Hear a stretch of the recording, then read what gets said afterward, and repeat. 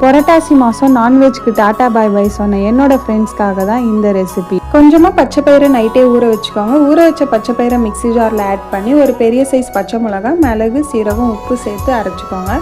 அரைச்சதை ஒரு பாத்திரத்தில் எண்ணெய் தடவி அதை வேக வைக்கிறதுக்காக ஒரு வாணலில் தண்ணி ஊற்றி வேக வச்சுக்கோங்க.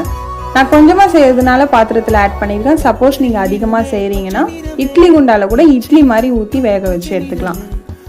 சின்ன சின்ன பீசஸாக கட் பண்ணிட்டீங்கன்னா வெஜ் ஈரல் ரெடி. இப்போ கிரேவி எப்படி செய்யுதுன்னு பார்க்கலாம். வானலில் எண்ணெய் ஊற்றி பட்டை, லவங்கம், ஏலக்காய்லாம் பொரிஞ்சதுக்கப்புறம் கருவேப்பிலை, வெங்காயம் போட்டு வதக்கிக்கோங்க.